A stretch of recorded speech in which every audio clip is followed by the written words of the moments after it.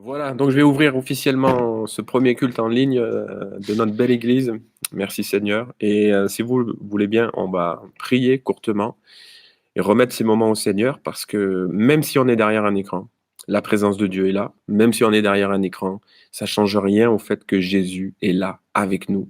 Ce n'est pas un frein à la manifestation de sa puissance, de sa grâce, de son amour. Et Jésus peut vous toucher chez vous, peut vous guérir chez vous, peut vous parler chez vous, peut intervenir d'une façon miraculeuse là où vous vous trouvez. Je voudrais faire un coucou tout particulier à Loïc qui nous suit là aussi. Voilà, on te soutient Loïc, on est avec toi et on est très heureux que tu sois avec nous connecté ce matin. Bien sûr, ça ne veut pas dire que les autres, on ne vous soutient pas et qu'on n'est pas heureux que vous soyez là, mais voilà, je voulais lui faire un petit signe en particulier. Alors, prions un instant pour demander au Seigneur de bénir ces moments. Merci. Seigneur, merci euh, voilà, pour ces moments, même s'ils sont particuliers, Seigneur. On veut te remercier, te rendre grâce pour toutes choses, Seigneur, quoi qu'il arrive, que ce soit des bonnes ou des mauvaises choses. Seigneur, eh bien, ça n'arrête pas ton royaume, ça n'arrête pas ton amour, ça n'arrête pas ta capacité à nous bénir et à agir pour nous, Seigneur. Je veux te remettre ces moments, ils sont particuliers pour nous, Seigneur. Peut-être nous sommes déstabilisés, peut-être nous sommes, Seigneur, un petit peu perturbés par ce qui se passe autour de nous, mais nous voulons vivre ces moments ce matin dans la foi et dans la simplicité de cœur, sachant que là où nous sommes, Seigneur, tu y es aussi, et que tu veux nous bénir, et que tu peux nous bénir, et que tu vas le faire. Qu'à ton nom soit toute la gloire, Seigneur, dans le nom de Jésus. Amen. Dans les différents mails que je vous ai envoyés, pardon, je vous ai un peu inondé, mais j'avais cité le psaume 34 et je voudrais le lire pour commencer ce premier culte en ligne là, parce que voilà, c'est un psaume qui m'a toujours parlé et fait beaucoup de bien. Alors, pour introduire ces moments, je vous lis donc le psaume 34 de David, lorsqu'il contrefit l'insensé en présence d'Abimélec et qu'il s'en alla chasser par lui. Je bénirai l'Éternel en tout temps. Sa louange sera toujours dans ma bouche. Que mon âme se glorifie en l'Éternel. Que les malheureux écoutent et se réjouissent. Exaltez avec moi l'Éternel. Célébrons tous son nom. J'ai cherché l'Éternel et il m'a répondu. Il m'a délivré de toutes mes frayeurs. Quand on tourne vers lui les regards, on est rayonnant de joie et le visage ne se couvre pas de honte. Quand un malheureux crie, l'Éternel entend et il le sauve de toutes ses détresses.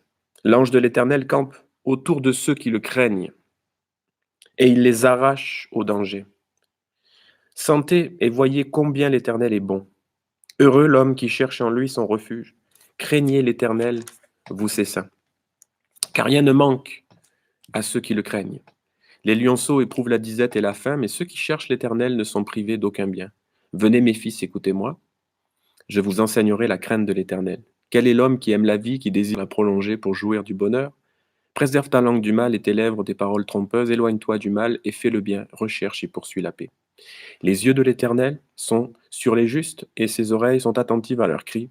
L'Éternel tourne sa face contre les méchants, pour retrancher de la terre leurs souvenirs.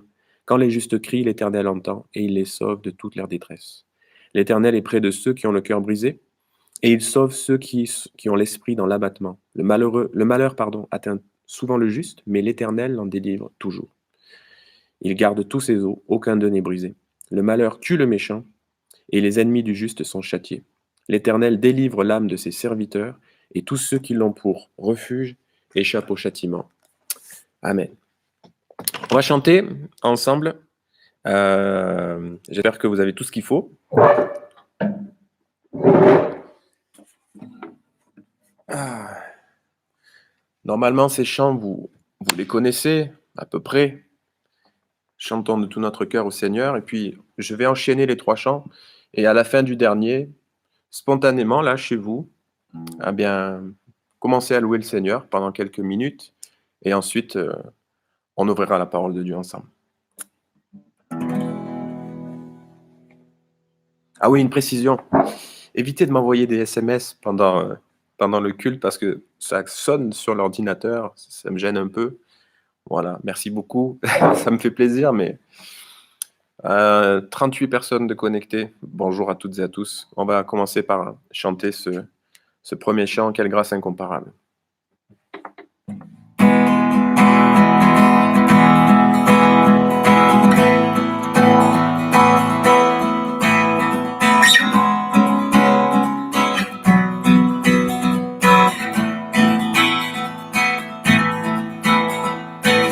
qui brise le pouvoir du mal de la mort, qui aime d'un amour si puissant, si fort. C'est le roi de gloire, il est le roi des rois. Qui secoue la terre par un saint tonnerre, qui secoue la terre par un saint tonnerre, qui nous émerveille par tant de mystères. C'est le roi de gloire, il est le roi des rois. Quelle grâce incomparable, quel amour infini, que tu aies pris ma croix, que tu sois mort pour moi. Tu as payé le prix pour qu'enfin je sois libre. Oh, oh, Jésus, je te chante pour ce que tu as fait, qui ramène la paix dans la confusion, qui ramène la paix dans la confusion, change les orphelins en fils et en filles.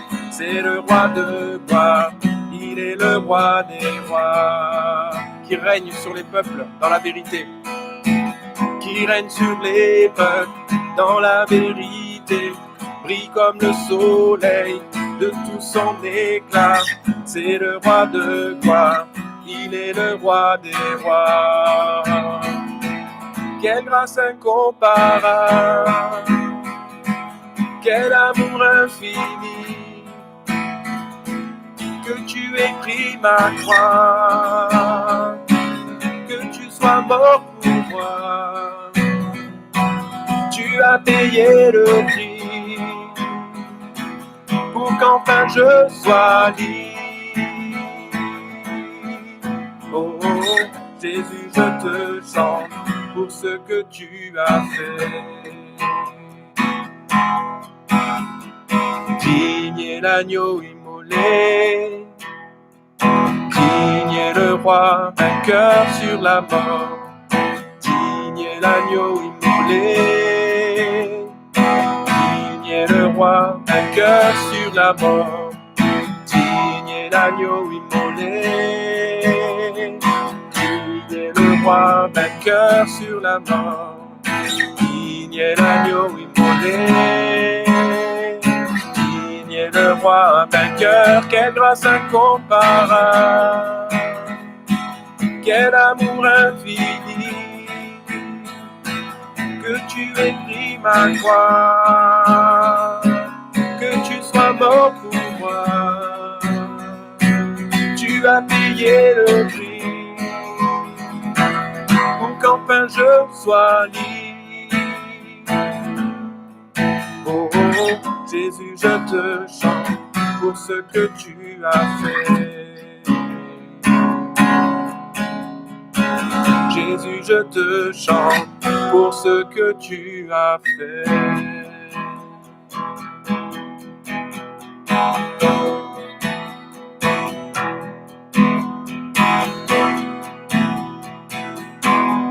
Oh, oh, oh, Seigneur, oh, oh, oh, Seigneur, ton nom est majestueux sur toute la terre.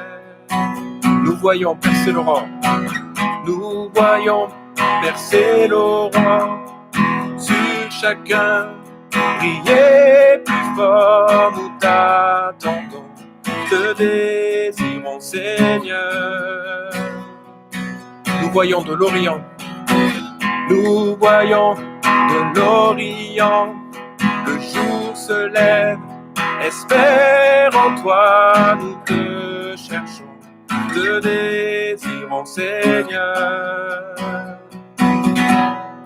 Oh, oh, oh, Seigneur, oh, oh, oh, Seigneur, ton nom est majestueux sur toute la terre.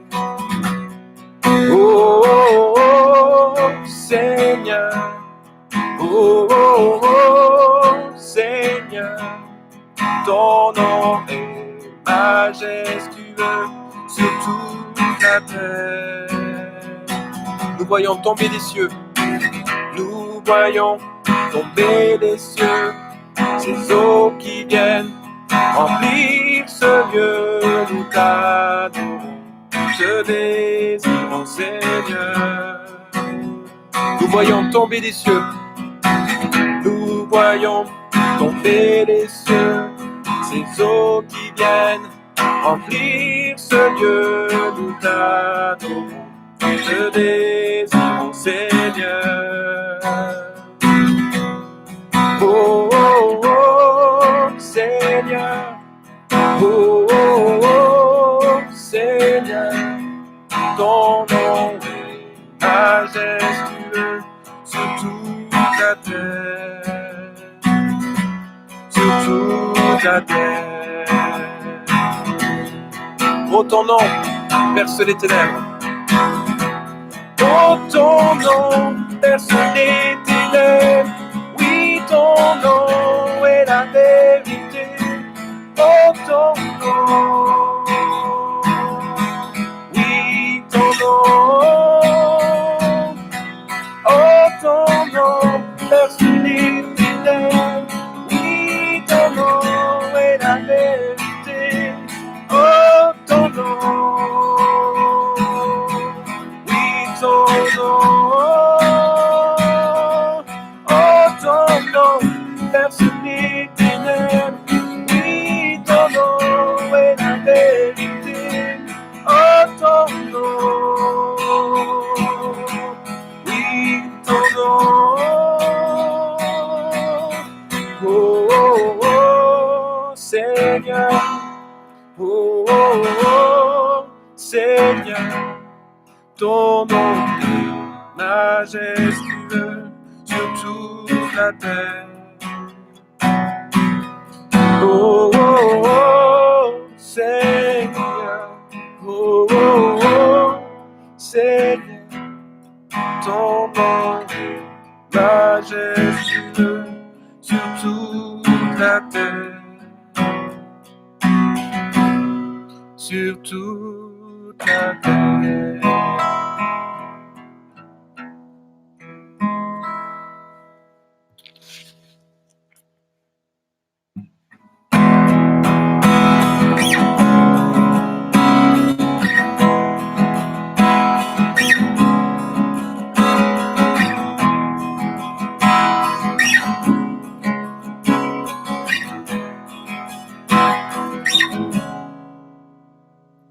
Jésus, c'est le plus beau nom, merveilleux sauveur, Seigneur de gloire, Emmanuel, Dieu est avec nous, source de joie, parole de vie. Jésus, c'est le plus beau nom, merveilleux sauveur, Seigneur de gloire,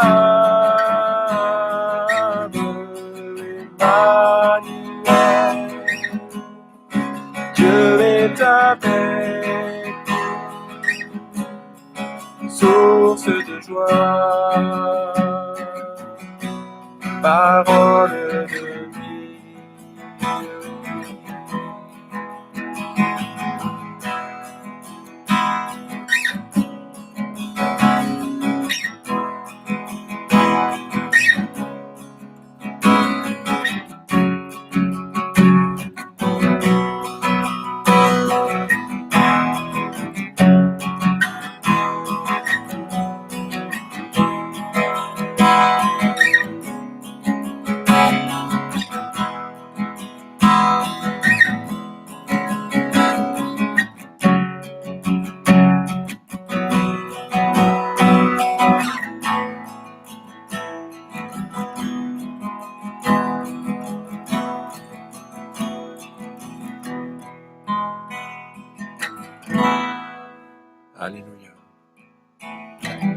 Seigneur, nous voulons te remercier et te louer de tout notre cœur, Seigneur, parce que même dans ces temps troublés, dans ces temps difficiles, Seigneur, tu es là pour nous rassurer. Tu ne changes pas, Seigneur Jésus. Tu restes le même. Tu es Emmanuel, Dieu avec nous. Et tu es tout le temps là, Seigneur Jésus. C'est vrai que parfois, quand les moments sont plus compliqués, plus difficiles, Seigneur, on a tendance à se demander où tu te trouves, Seigneur. Mais tu vis dans nos cœurs. Tu es toujours là, Seigneur. Je veux te louer pour ta grâce, pour ton amour, pour les merveilles de ton nom. Je veux te louer, Seigneur, pour ta puissance qui n'est pas limitée par le temps, par l'espace. Oh, Seigneur, je veux t'exalter parce que ton nom est merveilleux. Ton nom est magnifique, Seigneur Jésus. Oh, ton nom est grand, Seigneur. Ton nom règne au-dessus de toutes choses. Oh, Seigneur Jésus. Peu importe les circonstances de la vie, Seigneur, mon cœur choisit de te louer, mon cœur choisit de t'adorer, parce que tu es bon, Seigneur Jésus. Seigneur, je veux te louer d'abord pour qui tu es, mon sauveur merveilleux, mon sauveur parfait, mon sauveur puissant, oh, mon sauveur glorieux et éternel. Je veux te louer aussi, Seigneur, pour ce que tu fais, parce que ce que tu fais est puissant. Ce que tu fais, Seigneur, est magnifique. Oh, merci pour ce sacrifice glorieux et majestueux à la croix. Alors que j'étais mort dans mes péchés, Seigneur, tu m'as donné la vie. Je te loue, Seigneur. Je te loue, Jésus. Je veux te louer aussi, Seigneur, pour ton Église. Réunie aujourd'hui d'une façon particulière, mais réunie quand même, Seigneur. Et c'est toi qui nous rassemble, Seigneur. C'est toi qui nous réunis et qui nous unit, Seigneur. Alors que ton esprit est en nous. Alléluia. Merci Jésus parce que ta présence, Seigneur, est dans nos maisons. Ta présence est dans nos foyers, dans le nom de Jésus. Ta présence est là, Seigneur. Ta présence qui touche. Ta présence qui console. Ta présence qui guérit. Ta présence qui transforme. Ta présence qui est inarrêtable, Seigneur Jésus. Oh, Rabaya Sabaya Sheleba. Tu es merveilleux, Jésus. Et mon cœur t'adore ce matin. Sois loué, Seigneur Jésus.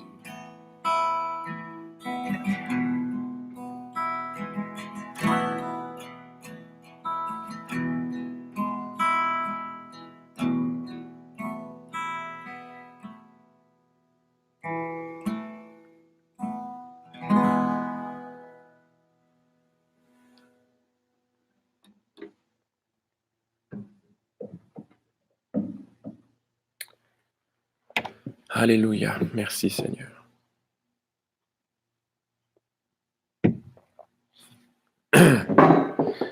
Gloire à Jésus.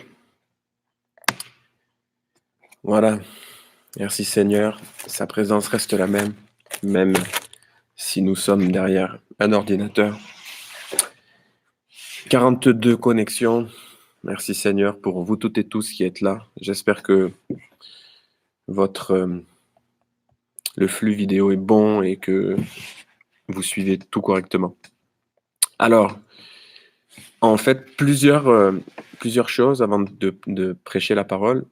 Plusieurs pasteurs ont choisi de modifier aussi le contenu de leur prédication pour peut-être parler davantage de choses qui touchent à la situation qu'on connaît aujourd'hui. En fait, moi, j'ai eu à cœur de poursuivre ce que nous avions commencé. Je me suis dit, nous ne devons pas nous arrêter et faire un programme spécial. Chacun fait comme il veut, c'est pas un reproche, mais je préfère poursuivre. Et d'ailleurs, je voudrais vous annoncer que le pasteur Fred Mellon, qui devait être là le 29 pour sa partie, vous savez que nous sommes dans une série de messages sur les 10 commandements, et donc il viendra pour faire le 5e commandement comme prévu. Donc il sera avec moi ici, et donc il apportera la parole de la même manière que moi ce matin. Donc je l'ai eu hier soir au téléphone et il m'a dit que c'était OK pour ça. Donc je suis vraiment très content qu'on puisse continuer de le faire. Voilà. Alors, nous sommes dans notre série de messages donc sur les 10 commandements. Alors j'aurai parfois la tête baissée parce que pour regarder mes notes, mais je suis là avec vous. Le 3e commandement, ce que nous voyons ce matin, c'est ne pas prendre le nom de Dieu en vain. En Exode 19, rapide résumé des derniers messages, nous avons vu que Dieu propose une alliance au peuple qu'il veut mettre à part. Dieu nous appelle, il se révèle, il fixe des limites, il donne des règles et il entend que nous les respections. Et l'Éternel propose une alliance en fait basée sur une relation d'amour et de confiance. Et Dieu veut à travers l'alliance instaurer un nouveau type de relation entre un peuple et son Dieu. Ça, je vous l'ai déjà expliqué. Le premier commandement détermine un principe relationnel exclusif et de fidélité que Dieu veut avec son peuple. Ce commandement, donc, c'est le fondement de tous les autres, le socle de base des 10 commandements. Le premier commandement nous met en garde contre la religion de l'idolâtrie. On en a beaucoup parlé aussi. L'idolâtrie était un fait, un système religieux instauré par l'homme et pour satisfaire les besoins de l'homme. Et Jésus est mort sur la croix pour faire sortir l'idolâtrie de nos cœurs et restaurer le plan de Dieu pour nos vies. Nous, on ne veut pas de ça, on ne veut pas de l'idolâtrie. Nous ne voulons pas que notre Dieu devienne une divinité quelconque qu'on va ranger dans un placard ou mettre sur une étagère comme un gris-gris superstitieux. On a un Dieu qui est vivant et qui est vrai, qui est dans nos cœurs. On n'a pas besoin de ces choses-là. Obéir au premier commandement, c'est vivre une vie d'adoration centrée sur Jésus. Ça, c'était le premier commandement. Le premier commandement, donc, nous apprend qu'il ne faut pas adorer le mauvais Dieu. Tu adoreras Jésus. Alléluia. Le deuxième commandement, lui, nous apprend à adorer Dieu de la bonne manière. C'est le but de ce deuxième commandement, ne pas adorer à ta façon, mais adorer comme ça plaît à Dieu. Il nous interdit, ce deuxième commandement, on l'a vu la semaine dernière, de concevoir ou fabriquer quelque chose qui représente Dieu dans le but de l'adorer. Donc c'est le bon Dieu que tu prétends adorer, mais tu te fabriques quelque chose ou tu conçois quelque chose qui va te permettre de l'aider à l'adorer et tu vas vivre ton culte à travers ces choses. Donc ça, c'est interdit par la parole de Dieu. Le deuxième commandement nous met donc en garde contre l'idolâtrie sous toutes ses formes. Le premier, c'est la religion de l'idolâtrie qui est vraiment dénoncée. Et la deuxième, c'est la pratique de l'idolâtrie. Non seulement nous devons savoir qui on adore, mais aussi on doit savoir comment il veut être adoré. Et nous avons vu très clairement que Dieu veut être adoré à travers Jésus. C'est Dieu lui-même qui donnera ce témoignage lorsque Jésus se trouve sur le mont de la transfiguration. Dieu dira, celui-ci est mon fils bien-aimé, en qui j'ai mis toute mon affection, écoutez-le. Dieu est en train de dire, écoutez-le, suivez-le, adorez-le, comme vous le faites avec moi. Ce deuxième commandement, en fait, nous le disions dimanche dernier, contient un avertissement et une promesse. Il parle d'un jugement pour ceux qui marchent dans les mauvaises voies de leur père. Il parle d'un jugement pour ceux qui marchent dans les mauvaises voies de leur père. Et il parle d'une bénédiction pour ceux qui gardent ses commandements et qui se détournent de leurs péchés. Pour finir sur ce qu'on disait la semaine dernière, comment appliquer le deuxième commandement? 5 façons. Gardons-nous de toute représentation de Dieu et même imagée. N'attribuons aucun pouvoir à des choses, à des objets ou à des images, quelles qu'elles soient, et même aux images mentales. Deuxièmement, ne contribuons pas à l'idolâtrie des autres. Le deuxième commandement nous défend de fabriquer quelque chose. Il dit, tu ne te feras pas. On pourrait fabriquer quelque chose ou concevoir quelque chose pour nous aider à adorer Dieu et malheureusement, eh bien, quelqu'un pourrait nous imiter et du coup, nous pourrions être une pierre d'achoppement pour lui. De la même manière, cette personne pourrait l'être pour nous. Troisièmement, faisons preuve de sagesse parce que le culte collectif ou individuel doit être centré sur les éléments dont la Bible parle clairement. Quatrièmement, il faut comprendre que ce qui compte, c'est pas ce que je veux, mais ce dont j'ai vraiment besoin. Le culte n'est pas un événement social qui nous rend service. Le culte, c'est un service spirituel pour le Seigneur. Alléluia. Vous pouvez dire Amen. Et puis dernièrement, il faut voir Jésus comme étant l'accomplissement du deuxième commandement. Je le disais il y a un instant. Puisque Jésus a rendu possible ce qui était impossible. Jésus a permis aux disciples de voir Dieu. Vous vous souvenez, on a lu ces textes, Jean chapitre 14, versets 6 à 9. Jésus lui dit, je suis le chemin, la vérité et la vie. Nul ne vient au Père que par moi. Si vous me connaissiez, vous connaîtriez aussi mon Père. Et dès maintenant, vous le connaissez et vous l'avez vu. Philippe lui dit, Seigneur, montre-nous le Père, et cela nous suffit. Jésus lui dit, il y a si longtemps que je suis avec vous, et tu ne m'as pas connu, Philippe. Celui qui m'a vu a vu le Père. Comment dis-tu, montre-nous le Père? Donc Jésus est en train de reprendre son disciple qui lui reproche de ne pas se faire... qui lui dit, mais on ne connaît pas le Père, nous, montre-nous le Père, quoi. Ben, Jésus lui dit, ben, je suis là. Moi et le Père, nous sommes la même personne. Et tu me connais, je suis avec toi depuis suffisamment de temps, et pourtant, tu ne m'as pas vu. Colossiens chapitre 1, verset 15 nous dit, il est l'image du Dieu invisible, le premier-né de toute la création. Le mot image ici, c'est eikon, duquel on tirera le mot icône. En fait, si vous voulez, on a déjà tout ce qu'il faut pour connaître Dieu. Alors, tout est centré sur Jésus. Ce matin, on ouvre donc le troisième commandement. Et en ce qui concerne ce troisième commandement, on va lire ensemble le verset qui suit. Alors, Exode chapitre 20, verset 7, ça va être notre verset du jour.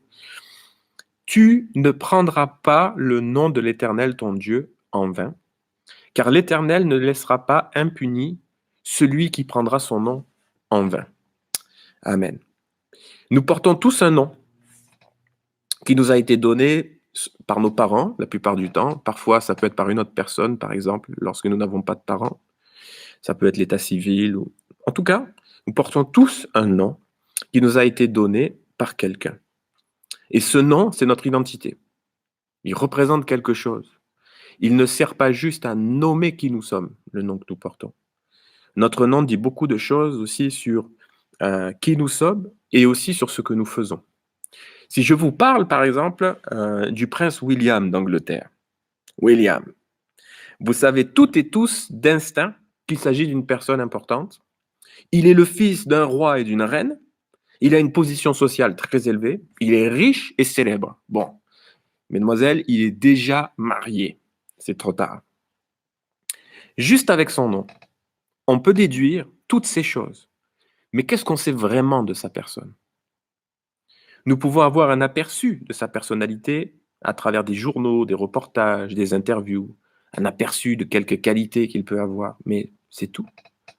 Pour autant, pouvons-nous dire que connaître le nom du prince William nous permet de le connaître vraiment lui? Ce que nous connaissons de lui, finalement, à moins d'être dans son intimité, ce sont des choses subjectives, déduites, extérieures. C'est des avis, c'est des aperçus, c'est des suppositions. Si nous le connaissions en intimité, notre connaissance s'appuierait sur des réalités objectives que l'on a découvertes et dont on a un témoignage intérieur. La première chose que je veux dire ce matin, c'est qu'il est possible de connaître Dieu dans l'intimité, à travers son nom. Ça se passe dans l'intimité de nos cœurs, au plus profond de nos âmes. Et c'est une réalité pour les croyants, et ça peut être une réalité pour toutes celles et ceux qui veulent croire, et qui à un moment donné placent leur foi en Dieu. C'est une grâce merveilleuse de Dieu que par l'action du Saint-Esprit, nous puissions connaître Dieu personnellement. C'est une grâce qui nous est accordée de la part de Dieu par l'action du Saint-Esprit. Dieu se révèle à travers l'œuvre glorieuse et merveilleuse de Jésus dans nos cœurs. Et il le fait chaque jour un petit peu plus. Alléluia. Il est possible de connaître Dieu à travers l'œuvre du pardon de nos péchés acquis par Jésus-Christ à la croix. Parce que c'est l'obstacle qui nous empêche de connaître Dieu, de l'aimer. C'est l'obstacle qui nous empêche de découvrir que le nom de Jésus, c'est un nom merveilleux. Alors Dieu a agi, il a tout fait pour que l'obstacle du péché soit brisé dans nos cœurs et dans nos vies, afin que soit rétabli ce que Dieu avait toujours prévu pour nous. C'est-à-dire nous connaître, nous aimer et nous permettre de le connaître et de l'aimer en retour. C'est un privilège extraordinaire. Connaître Dieu de cette façon, en réalité, nous dit l'Écriture, c'est devenir son enfant. Et quand tu deviens l'enfant de Dieu, automatiquement, tu portes son nom. Lorsque tu es devenu enfant de quelqu'un, on t'a donné le nom de tes parents. Et là, c'est la même chose. Lorsque tu deviens enfant de Dieu, Dieu te donne son nom. Alléluia. Dieu te donne son nom. Il te permet d'être son enfant. Il écrit dans ton cœur. C'est peut-être eu peur là. Il écrit dans ton cœur son nom. Alléluia. C'est un privilège. Écoutez ce que dit Romains chapitre 8, versets 13 à 16. Si vous vivez selon la chair, vous mourrez. Je pense aussi à ce verset, car le salaire du péché, c'est la mort, mais le don gratuit de Jésus, en Jésus-Christ, c'est la vie éternelle.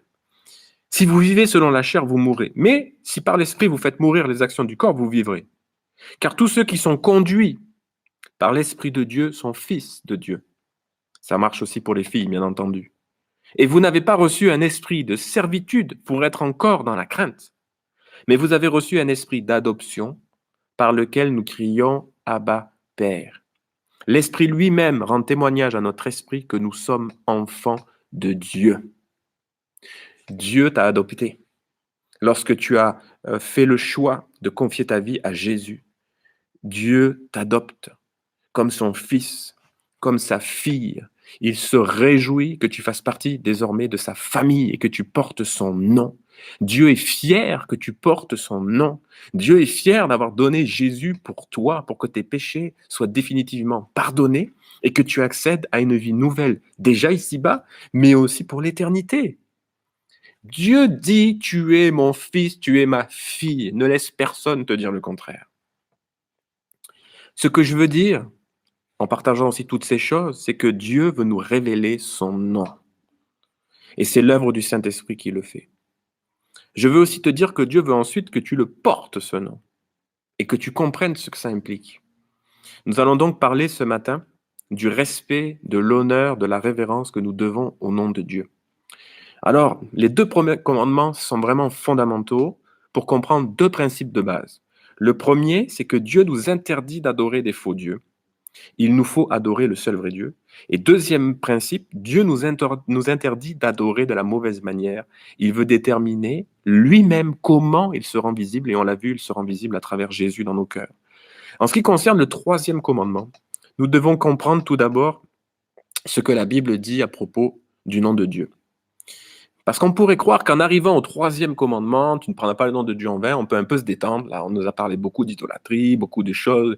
Il y a un avertissement dans le précédent commandement que Dieu va punir, etc. Et on pourrait se dire, bon, on va avoir un peu de répit. Pas du tout. Parce qu'enfreindre, violer le troisième commandement est tout aussi grave que l'idolâtrie. Il ne s'agit pas d'une légère offense. En réalité, prendre le nom de Dieu en vain revient à lui manquer gravement de respect et à l'offenser. Lorsque j'étais enfant, et même adolescent, je ne supportais pas que des personnes m'insultent à travers des amis, à travers, mes parents. Je ne supportais pas ça. Lorsqu'à l'école, un élève insultait mes parents, j'étais profondément touché. Et ça revenait à m'insulter moi. Ça revenait à atteindre finalement le nom que j'avais reçu. Et ça me mettait vraiment en colère. Je ne pouvais pas accepter d'être insulté de cette manière parce que c'était mes parents, ceux qui m'ont donné la vie, ceux qui m'ont donné un nom, que je connaissais, que j'aimais. Je savais très bien qu'il ne correspondait pas à ce que l'on disait, mais j'étais atteint, j'étais touché. Accepter ces insultes, finalement, c'était comme renier tout ce que je savais d'eux et qu'ils m'avaient transmis. Alors, mes parents ne sont pas Dieu, c'est vrai. Mes parents ne sont pas saints comme Dieu, c'est vrai. Mais nous considérons tous, et avec raison, que nos parents ou ceux des autres n'ont pas à être insultés en vain. Ils méritent le respect. Et on ne devrait pas porter atteinte à leur personne, notamment à travers leur nom. Si nous considérons ces choses de cette manière, nous devons comprendre que c'est encore plus important pour Dieu. Dieu est saint, Dieu est juste, Dieu porte un nom parfait, Dieu est majestueux et pour l'éternité. Alors c'est à nous de regarder comme extrêmement précieux le nom de Jésus. Car c'est le nom de Jésus qui nous a été donné afin que nous soyons sauvés. Comment pourrions-nous accepter que le nom de Jésus soit blasphémé ou insulté? Comment pouvons-nous accepter ça? Nous serions révoltés à l'idée que quelqu'un dise du mal de notre Sauveur et de notre Seigneur, n'est-ce pas? On serait révoltés de ça. Et je pense qu'on l'est toujours. Mais ici, il s'agit de regarder notre responsabilité à nous de ne pas utiliser le nom de Dieu de façon inappropriée. Ici, il est question pas du fait que les autres vont prendre le nom de Dieu en vain, et notamment les incroyants. Ceux qui ne connaissent pas Dieu, nous ne pouvons pas les accuser de mal utiliser le nom de Dieu, ils ne le connaissent pas. Mais nous qui portons le nom de Dieu, ici, la responsabilité, elle pointe vers nous. C'est à nous, croyants, de ne pas utiliser le nom de Dieu en vain. C'est notre responsabilité. C'est ce que commence par nous dire ce verset. Revenons donc à ce verset 7. Tu ne prendras pas le nom de l'Éternel ton Dieu en vain, car l'Éternel ne laissera pas impuni celui qui prendra son nom en vain. Exode 20, verset 7. Que signifie le mot vain? J'ai regardé dans un lexique, très simplement. Ça veut dire vidé de son contenu. Ou alors dépourvu de réalité, sans fondement. Ça veut dire aussi qu'il ne repose sur rien de sérieux. Et enfin, ça peut aussi vouloir dire qui est sans effet ou inefficace. Ça veut dire que quand on utilise le nom de Dieu en vain, on le rend inutile, on le rend inefficace. C'est comme si on le vidait de son contenu. Et que finalement, on disait que ce nom-là, il est dépourvu d'un sens et d'une réalité. Il n'a aucun fondement pour quoi que ce soit. Vous comprenez, c'est très grave d'utiliser le nom de Dieu en vain, parce que ça revient finalement à nier la puissance, la gloire, la majesté, la sainteté, l'autorité qu'il y a dans le nom de Jésus. Et alors que nous portons le nom de Jésus, nous devons comprendre ces choses et nous devons nous efforcer de ne pas utiliser ce nom en vain. Ce commandement, en fait, interdit de prendre le nom de Dieu, de l'utiliser d'une manière futile ou erronée. Ce qui est défendu, ce n'est pas d'utiliser le nom de Dieu, mais c'est de faire un mauvais usage de son nom. Voilà. Moi, je n'aimerais pas que l'on fasse un mauvais usage de mon nom et que qu'on associe mon nom à n'importe quoi. Eh bien, Dieu ne l'accepte pas non plus. Ce qui est évident pour notre nom devrait aussi l'être pour le nom de Dieu. Surtout lorsqu'il s'agit de regarder à notre responsabilité, donc à la manière dont nous utilisons le nom de Dieu. Alors, trois choses que le troisième commandement interdit. Il interdit de jurer inutilement ou avec fausseté. Lévitique chapitre 19 verset 12 nous dit « Vous ne jurerez pas faussement par mon nom, car tu profanerais le nom de ton Dieu. Je suis l'Éternel. » Donc, ici, il s'agit de ne pas faire de fausses promesses ou une promesse que nous n'avons pas l'intention de tenir en utilisant le nom de Dieu. On y reviendra tout à l'heure. Le troisième commandement interdit les fausses visions et déclarations prophétiques. Ça, c'est vraiment important. Jérémie 23, 25, « J'ai entendu ce que disent les prophètes qui prophétisent en mon nom le mensonge, disant « J'ai eu un songe, j'ai eu un songe. » Combien de gens aujourd'hui vont vous dire « J'ai une parole, alors que ce sont de faux prophètes. C'est une grande responsabilité de parler en prophète ou d'annoncer des visions prophétiques. C'est une grande responsabilité parce que nous utilisons le nom de Dieu. Et nous ne pouvons pas utiliser le nom de Dieu pour faire passer nos visions ou nos paroles comme étant celles de Dieu. Bon. Le troisième commandement interdit de profaner le nom de Dieu par des mauvaises pratiques spirituelles. Lévitique 18, 21 nous dit « Tu ne livreras aucun de tes enfants pour le faire passer à Moloch, et tu ne profaneras pas le nom de ton Dieu, je suis l'Éternel. » Faire passer ses enfants à Moloch, c'était les offrir en sacrifice, et les enfants étaient brûlés vifs sur un autel fait à une idole. C'est affreux. Dieu s'est révélé dans l'Ancienne Alliance comme étant saint. Et rester en communion avec ce Dieu saint dans l'Ancien Testament, ça impliquait une sainteté rituelle, une sainteté morale et une sainteté cérémonielle, à travers une religion, si vous préférez. C'était à travers ce que vous pratiquiez que vous étiez saint. Vous pouviez avoir une morale intérieure complètement pourrie, mais à partir du moment où vous faisiez les bonnes choses à l'extérieur, c'était OK. C'était ça dans l'Ancien Testament. Donc, dans l'Ancien Testament, porter atteinte à la sainteté de Dieu de façon extérieure, sous n'importe quels aspects, revenait à profaner son nom. Nous ne sommes plus soumis à ce type de sainteté rituelle et cérémonielle extérieure, mais certains aspects sont cruciaux parce que vous êtes d'accord avec moi pour dire que Dieu est toujours saint et qu'il le restera. Nous devons comprendre que le principe de sainteté demeure et que le nom de Dieu reste toujours saint, à part, particulier, spécial. Cependant, la façon de vivre le respect et la révérence que nous devons au nom de Dieu a un petit peu changé. Alors, pourquoi observer le troisième commandement? Eh bien, c'est en sachant que le nom de Dieu est spécial, que nous comprenons la raison de l'observer. Tu dois savoir, c'est une autre chose que je veux que tu comprennes ce matin, tu dois savoir que qui est Dieu est lié au nom qu'il porte. Nous en avons un peu parlé en introduction tout à l'heure. Lorsque Moïse a demandé à Dieu un jour de lui montrer sa gloire, vous connaissez ce passage, comment Dieu lui a répondu? Exode chapitre 33, versets 18 et 19. C'est Moïse qui parle à Dieu. Moïse dit, « Fais-moi voir ta gloire. » L'Éternel répondit, « Je ferai passer devant toi toute ma bonté, et je proclamerai devant toi le nom de l'Éternel.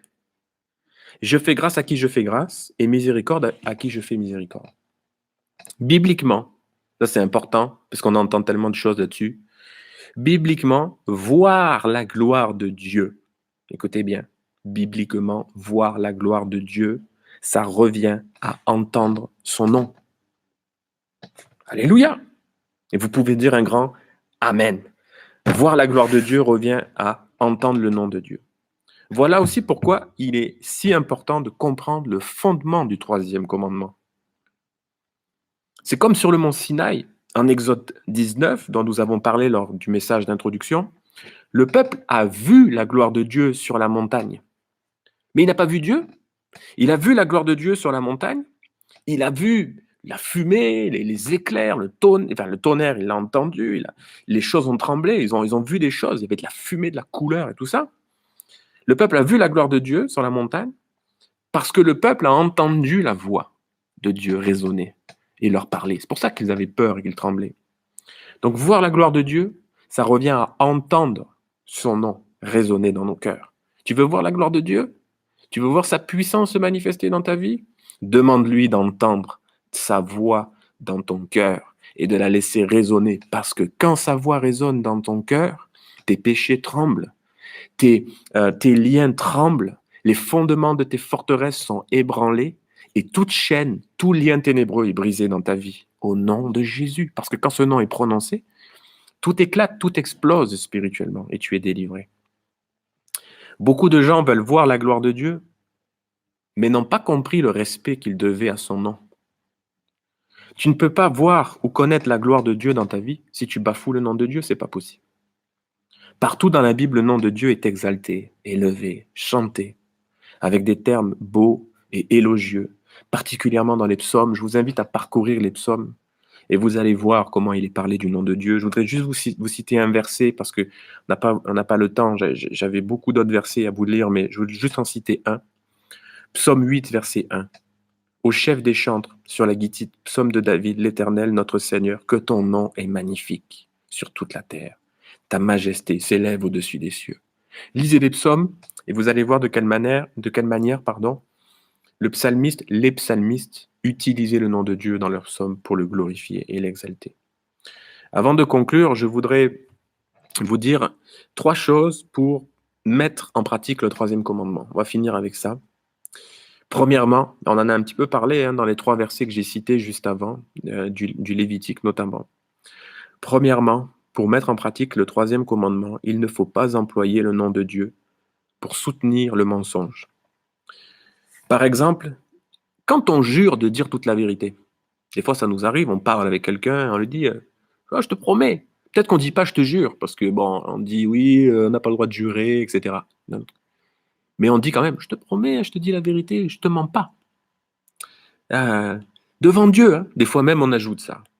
Eh bien, quand on dit à quelqu'un qu'on lui dit la vérité devant Dieu, disons vraiment la vérité. Et si la vérité est à notre désavantage, disons-la quand même. Surtout si on utilise le nom de Dieu pour ça. C'est vraiment important parce que sinon, nos vies ne glorifieront pas Dieu. Même si Dieu est bon, plein de grâce, il est aussi juste et véritable. Et si on utilise son nom en vain, Dieu le voit, Dieu le sait. Et il est dit quand même dans ce texte qu'il ne laissera pas impuni celui qui utilisera son nom en vain. Donc, prendre le nom de Dieu en vain, tôt ou tard, ça peut nous retomber dessus. Il ne laissera pas, Dieu ne laissera pas son nom être outragé à cause de moi ou à cause de n'importe qui. Accuser Dieu de quelque chose aussi, ne pas employer le nom de Dieu pour soutenir le mensonge, par exemple, c'est accuser Dieu de quelque chose qu'il n'a pas fait. Et ça aussi, ça revient à profaner son nom. Bien sûr, la plupart du temps, les chrétiens, nous ne faisons pas ce genre de choses. Mais ça pourrait arriver. Comment pourrions-nous remettre en cause les œuvres de Dieu et son caractère? Comment pourrions-nous remettre en cause les œuvres de Dieu et son caractère? Ça pourrait arriver. Également, utiliser le nom de Dieu pour donner de l'autorité à nos idées ou nos convictions, c'est péché. Parce que si ce sont juste nos idées, juste convictions, et que on veut à tout prix les faire passer comme étant la seule vérité, qui en réalité n'est pas la réalité, ni la vérité universelle que tout le monde devrait comprendre, c'est aussi péché. Nous ne devrions pas tenter d'imposer une opinion ou une conviction en utilisant le nom de Dieu. Ou parfois en citant des versets bibliques hors contexte, en disant il est écrit ceci, il est écrit cela, moi je te dis que ne fais pas cela. N'impose pas aux autres ce qui pour toi est quelque chose d'acquis, de sûr, qui est ta propre conviction. D'ailleurs, je crois que c'est l'apôtre Paul qui dit il ne faut pas avoir de dispute de mots. Ne discutez pas sur les convictions. Respectez-vous, aimez-vous les uns les autres. Il y en a un qui a telle conviction, il y en a un qui a telle conviction. Ok, pas de problème. Ne vous déchirez pas pour ça. Restez unis pour ces choses et continuez de glorifier mon nom. Pourquoi le nom de Dieu serait-il bafoué? Parce que je voudrais imposer quelque chose à quelqu'un en utilisant le nom de Dieu ou à coup de verset biblique. Donc attention à ces phrases, le Seigneur m'a dit, ou alors le Seigneur m'a dit de te dire, tu vois, parce que ça c'est terrible, puisque c'est le Seigneur qui lui a dit de te dire, donc tu comprends. Hein, ou alors, si tu avais l'esprit, tu comprendrais que ce que je suis en train de te dire, ça vient de l'esprit. Mauvaise utilisation du nom de Dieu, mauvaise utilisation du nom de Dieu. Deuxièmement, comment mettre en pratique ce troisième commandement? Ne pas employer le nom de Dieu à la légère. Dans Matthieu 6, 7, Jésus parle aux disciples et les enseigne sur la prière et il leur dit de ne pas... Il les met en garde contre la multiplication des paroles quand il prie. Il nous met en garde, nous aussi d'ailleurs. Mais Jésus, là, ne parle pas du langage qu'on va utiliser parce que il y en a qui sont à l'aise pour prier, il y en a d'autres qui sont un peu moins à l'aise pour prier, il y en a qui cherchent leurs mots, il y en a qui les trouvent tout de suite, il y en a qui peuvent bafouiller parce qu'ils sont timides ou qu'ils ont peur. Jésus ne parle pas de ça. Ne parle pas des maladresses que l'on pourrait avoir parce qu'on n'est pas sûr de nous. Jésus ne parle pas du tout de ça, il ne parle pas du langage que nous employons, mais il parle de la pureté de notre cœur quand nous prions. Ce n'est pas du tout la même chose. Nous ne devrions pas chercher à marquer des points spirituels quand on prie. C'est ça que Jésus dit, en faisant des belles prières, parce qu'il y en a qui savent faire ça. Des prières tellement bien architecturées, comme dirait l'autre, que, en fait, qu'est-ce qu'ils essayent de faire? Ils essayent davantage d'impressionner Dieu et de marquer des points que de le glorifier. Et en réalité, Jésus dénonce ça. Et il dit que c'est pas bien et que ça revient à prendre le nom de Dieu en vain. Pourquoi? Parce que notre prière, on l'a conclue en disant au nom de Jésus. Eh oui. Donc quand on prie, ne disons pas n'importe quoi, vous me comprenez, mais disons les choses de la bonne façon. C'est vraiment important. Ce que nous cherchons quand nous prions, c'est parler à Dieu avec notre cœur, c'est ça qui compte. Quand nous faisons ce genre de prière arrogante, ça revient à prendre le nom de Dieu en vain, à la légère. C'est la même chose avec les prières bâclées, par ailleurs. Quand tu bâcles une prière parce que tu veux aller vite, parce que tu veux te débarrasser du truc, et que tu dis au nom de Jésus, il vaudrait mieux pas que tu pries. Voilà, comme ça au moins tu ne risques pas de prendre le nom de Dieu en vain. Et puis c'est la même chose quand nous utilisons le nom de Jésus, alors ça, je ne vais pas développer, vous allez tous comprendre, comme une ponctuation dans nos phrases. Jésus, Seigneur, tu sais, tu vois, Jésus, tu sais, éternel, Jésus, éternel, mon Dieu, tu comprends. Parlez, essayez de faire un test là, bon, dès qu'on aura le droit de ressortir et qu'on sera plus confiné, mais essayez de faire le test avec vos voisins, vos amis, collègues de travail, et quand vous allez lui parler, vous allez lui dire tous les 3 mots son prénom.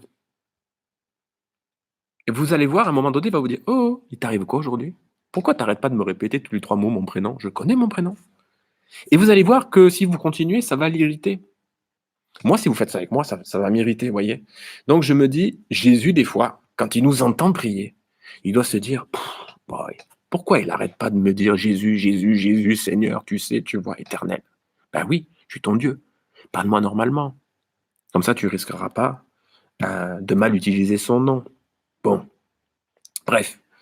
Et puis, troisièmement, ne pas employer le nom de Dieu par hypocrisie. Par exemple, quand nous louons le Seigneur en chantant des cantiques, est-ce qu'on comprend toujours ce que l'on chante? Et pourquoi nous le chantons? Sommes-nous en accord avec les vérités bibliques que nous proclamons? Bien évidemment, nous pouvons avoir des périodes spirituelles creuses, ça peut arriver, ça arrive à tout le monde. Toutefois, il faut faire attention à ne pas devenir hypocrite. En chantant avec notre bouche, avec tout le monde, sans y mettre la vérité du cœur. Et là, du coup, on utilise le nom de Dieu en vain. Pourquoi? Parce que quand on chante les cantiques, on chante le nom de Dieu. N'oublions pas que porter le nom de Jésus, c'est une responsabilité importante. Soyons dignes de ce nom. Faisons tout notre possible. On peut commettre des erreurs. ça peut arriver. Dieu ne nous tiendra pas rigueur pour des erreurs, j'allais dire, qui ne sont pas conscientes, euh, qui sont commises malheureusement avec notre cœur est pur, mais on a commis une erreur. Jésus connaît ces choses. Soyons fiers de porter le nom de Jésus et d'avoir été baptisés au nom du Père, du Fils et du Saint-Esprit. Alléluia. Vous comprenez que nous ne pouvons pas déclarer être chrétiens, porter le nom de Jésus et ne pas vivre en conséquence. Je vais conclure. Peut-être que vous dites, ça y est, c'est fini. Je vais conclure par une exhortation du Nouveau Testament. Parce que vous avez compris que là, observer ce commandement, c'est éviter de faire des choses négatives. Mais je vais conclure par une exhortation du Nouveau Testament qui est positive dans l'utilisation du nom de Jésus. Colossiens, chapitre 3, verset 17. Et quoi que vous fassiez, en parole ou en œuvre, faites tout au nom du Seigneur Jésus, en rendant par lui des actions de grâce à Dieu le Père. Vivre le troisième commandement, c'est vivre comme des vrais chrétiens. Il nous suffit de parler et d'agir en conformité avec le nom de famille spirituel que nous portons. Lorsque nous faisons les choses en Jésus, pour Jésus, à travers Jésus, de la bonne manière, nous rendons gloire à son nom. Ça démontrera vraiment quelle importance nous attachons au nom merveilleux du Seigneur. Alléluia. Je vais prier un instant pour clôturer et vous donner juste quelques rapides annonces. C'est rapide, hein, c'est pas comme d'habitude, mais j'ai quelques informations à vous donner que vous devez savoir. Et ensuite, on va se séparer. Seigneur, merci pour ces moments. Merci pour ta grâce, Seigneur. Merci pour cette parole. Je veux prier, Seigneur, que ces paroles rentrent dans nos cœurs et nous fortifient puissamment dans le nom de Jésus. Je te demande, Seigneur, de bénir les bien-aimés qui sont derrière leur écran et qui écoutent ce message. Que ta grâce soit leur partage et que l'action de ton esprit les aide, Seigneur, à porter joyeusement et fièrement ton nom et à le glorifier. Au nom de Jésus, que ta grâce soit notre partage. Merci, Seigneur, pour ces moments. Amen. Amen. Quelques annonces rapidement donc. Alors, la première, c'est que vraisemblablement, les bâtiments de l'église vont être fermés jusqu'au 15 avril, minimum. On a reçu donc un email de la préfecture ce matin nous informant que les annonces qui ont été faites hier, qui concernent la fermeture de certains lieux, sont prises jusqu'au 15 avril. Donc, 15 avril, ça fait 4 semaines. Voilà, donc, tous les dimanches, nous aurons ce culte de cette façon. Peut-être que parfois, ce sera Sandra pour la louange. Enfin, je ne sais pas comment on va s'organiser, mais on veut faire quelque chose de simple, d'accessible, de pratique. On va pas commencer à faire des choses compliquées. Voilà, donc j'attends vos retours sur comment vous avez vécu ce moment aussi ce matin pour m'aider à vous proposer le contenu et le format le plus approprié. Et donc n'hésitez pas. Également aussi, il ne faut pas se réunir en maison pour prier. Voilà, on m'avait demandé par rapport à le groupe de prière à Bagnols-sur-Cèze et j'avais dit oui, vous pouvez vous réunir. Mais en fait, non, on nous demande aussi de ne pas se réunir en groupe pour prier. D'ailleurs, il n'y a pas que les réunions, j'allais dire, que les groupes de prière qui sont concernés. Il y a même les regroupements privés en famille qui sont déconseillés. Voilà, donc même si les fêtes d'anniversaire, etc., même tout ça, nous devrions ne pas les faire pour éviter de propager donc le virus. L'Assemblée générale, bien sûr, est reportée, donc vous inquiétez pas. Je pense que on va la faire au mois de mai, très certainement, puisque d'ici le 15 avril, ou alors si vraiment on nous dit qu'à partir du 15 avril, on peut réouvrir, à ce moment-là, on la mettra fin avril, mais on va voir avril ou mai. De la même façon, il y avait l'Assemblée générale de la CARGEF aussi en mai, donc je pense que ce qu'on fera, on fera les deux le même jour. On fera un culte plus court, enfin voilà, on va réfléchir. N'oubliez pas aussi, je vous ai envoyé par mail ces informations concernant le temps de prière national. Donc vous pouvez prendre un temps à la maison, en famille ou seul dans votre chambre, peu importe, mais vous pouvez prendre ce temps. Il y a 3 sujets de prière. Voilà, vous pouvez prendre un quart d'heure, une demi-heure, 1 heure, ce que vous voulez pour prier pour ces choses. N'hésitez pas aussi à m'appeler à m'envoyer des SMS ou si vous voulez avoir un entretien en visioconférence, on peut s'organiser aussi pour ça. Il y a pas de problème. Si vous avez internet à la maison, là je il y a eu 42 connexions ce matin, là on est encore 41, voilà. Donc on peut aussi faire des entretiens, par Skype, discuter ensemble, prier ensemble. Je suis di tout à fait disponible aussi pour ça et enfin, je vais vous envoyer, je vous enverrai des mails régulièrement. Je vais essayer de pas vous inonder, mais je vais vous envoyer des mails, et notamment pour vous parler de quelques ressources qui existent en ligne, et qui sont mises à disposition par les assemblées de Dieu, pour les églises pendant ces moments. Des ressources pour les enfants, des ressources pour les jeunes, pour les adultes, des prédications, voilà, tout un programme. Si vous voulez, il y a une télévision qui a été créée par les assemblées de Dieu il y a déjà un moment. Vous connaissez probablement tous déjà ENCI TV, bon voilà, ça propose des programmes, mais les Assemblées de Dieu ont créé aussi une télévision qui s'appelle Gospel TV. Donc je vous enverrai le lien pour que vous puissiez vous y rendre si vous souhaitez consulter les programmes, parce que comme on est confiné à la maison, plutôt que de regarder n'importe quoi à la télévision, et notamment pour les enfants, il y a des programmes éducatifs, il y a des enseignements pour les enfants, il y a tout un tas de choses que l'on peut faire en famille. Et vraiment, utilisons ces moments pas pour regarder toute la collection Netflix ou quoi que ce soit là. Ça ne veut pas dire que tu n'as pas le droit de regarder du Netflix, voilà. Mais ça veut dire que utilisons ces moments pour augmenter nos temps spirituels, pour vivre des moments de qualité avec le Seigneur, pour progresser dans notre lecture biblique. Alléluia. Vous continuez, bien aimés, à utiliser vos plans de lecture. Je vais vous envoyer un mail aussi avec le plan de lecture du mois prochain. Voilà, pour que vous puissiez continuer. Les cartes, vous les récupérerez après, mais je vous enverrai un mail et vous aurez le nécessaire. Vous pourrez l'imprimer à la maison pour pouvoir le suivre. Voilà. Vous savez, quand on donne la parole à un pasteur, il a toujours du mal à s'arrêter, mais là, il faut bien que je m'arrête. Donc, je vous remercie d'avoir été là. Que le Seigneur vous bénisse abondamment. Je vais juste prier très courtement. Et puis ensuite, je mettrai fin à cette vidéo. Et je vais essayer de voir si je peux la garder et la proposer comme un replay ou des choses comme ça. Je vous tiendrai au courant pour ça, puisque s'il y en a certains qui n'ont pas pu voir ce culte, ils pourront le suivre. Prions encore un instant avant de se séparer. Merci Seigneur. Cette expérience était vraiment particulière, mais tu étais là, j'en suis convaincu. Je te remercie Seigneur d'avoir conduit ces moments et je veux te rendre grâce pour cela. Seigneur, je te demande ta protection sur l'Église, que tes provisions soient notre partage et que tes promesses aussi soient abondantes dans nos cœurs. Je prie particulièrement, Seigneur, pour une protection, qu'elle soit spirituelle ou même physique. Je te demande, Seigneur, de nous protéger et de veiller sur nous comme tu sais si bien le faire, et que ton nom seul soit glorifié, Jésus. Amen.